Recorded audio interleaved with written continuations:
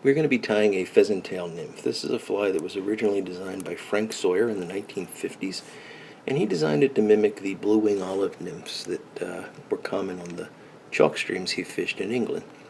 Here in the U.S., we tie it a little bit differently than Frank Sawyer did, but it remains a really fantastic mayfly nymph imitation.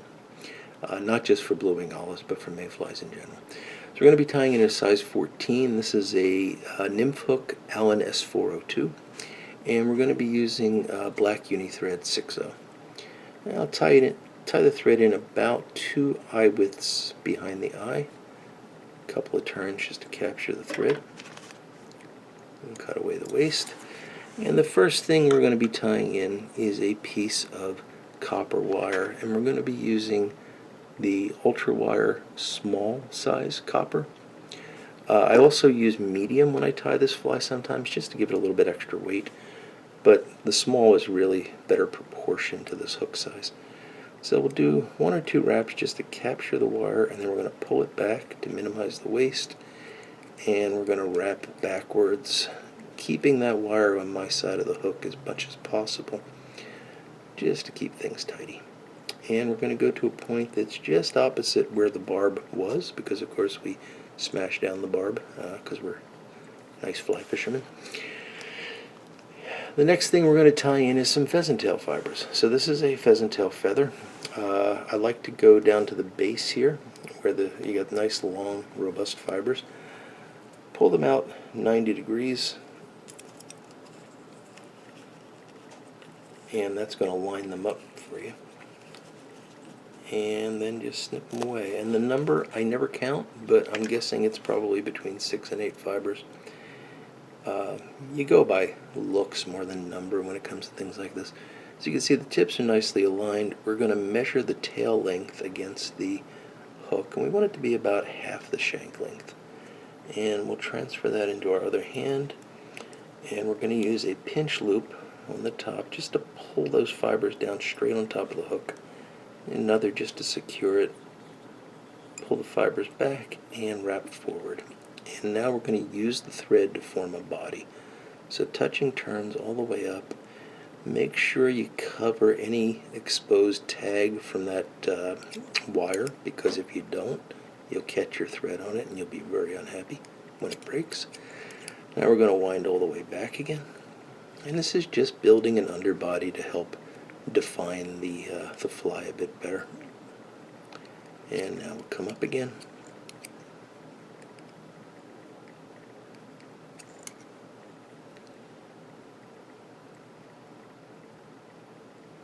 And once we get to the front, we're going to come back to the halfway point.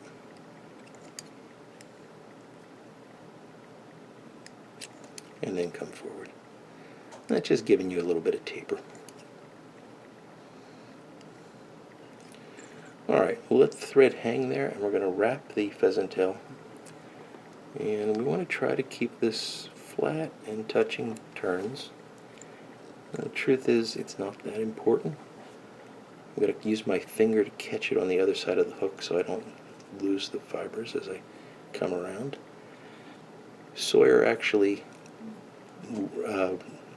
twisted the fibers around the wire, and that made a more durable fly. Slightly different effect, but it doesn't matter that much. You can see this is creating some nice segmentation. Once we get up to the front, we'll just drop a turn or 2 of thread over the top to hold that in place, and do 1 or 2 turns in front.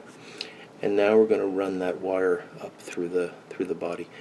I like to do this counter wrapped to the direction of the fibers that we just wrapped, in order to just help increase the durability a bit. So I'm going to bring it back under the tail, and that's going to help the tail pop up a bit, which is nice. And now we'll just wrap evenly spaced, 3 to 4 turns.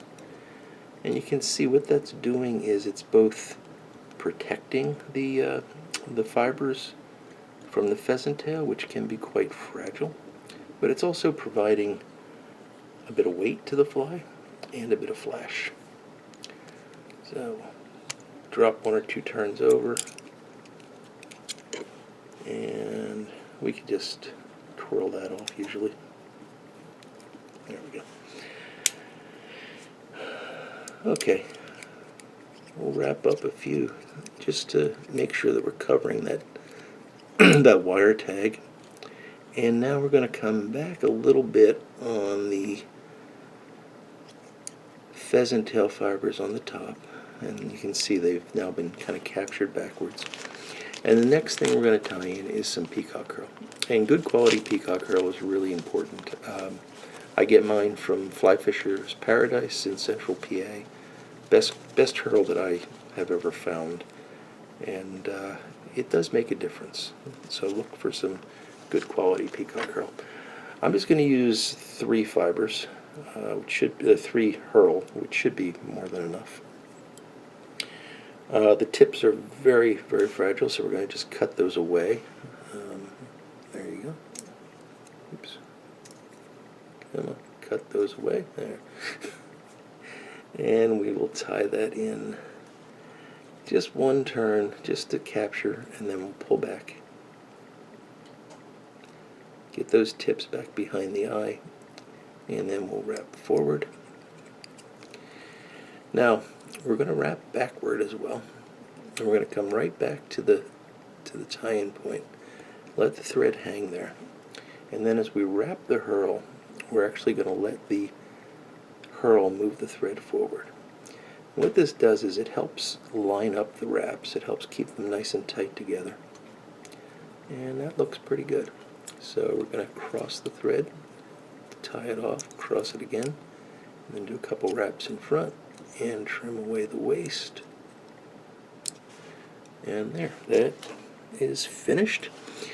Now, we want to take the pheasant tail fibers that are still hanging up top here. We want to get those spread out as flat as possible and bring them over the top of the herl. And that's going to form a wing case. We'll again use a captured loop or a pinch loop just to pull that down on top nice and tight. Let's take a look at that, make sure everything is lining up nicely. And once we're happy with that, the only thing left to do is to make some legs. For legs, we're going to take 2 of the fibers on either side. So I've just selected 2. We'll pull those back, and we'll do a wrap to hold them in place. And then we'll do the same thing on the near side of the hook. It's sometimes a little tricky to find just 2. That's okay. I don't think fish can count, so if you get 3, it's not the end of the world. And of course you can always cut them off.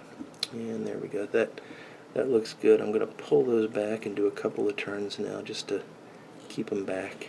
And then we will clip off the remaining pheasant tail fibers right behind the eye.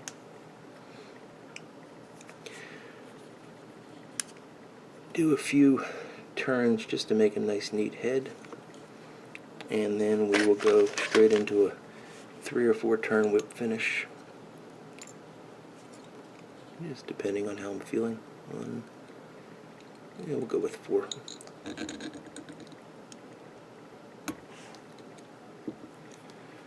Sure that's nice and tight. Clip away the waist, well, not the waist, clip away the tying thread. And we want to trim those legs now.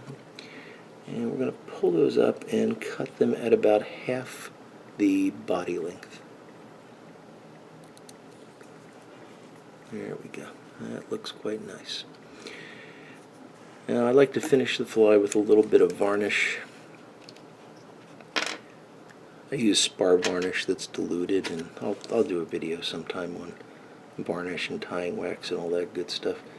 We just take a drop on the dubbing needle and just touch it to the front, brush it back over the wing case a little bit, just to toughen that up a bit. Make sure that the eye is open. And the fly is done. Oh, it looks like I missed one of those legs when I was cutting them. That's okay, we'll just trim it off. There we go. So that is the pheasant tail nymph. relatively simple fly to tie, nice slender profile, really does a great job of mimicking mayfly nymphs. Caught a lot of fish with this fly.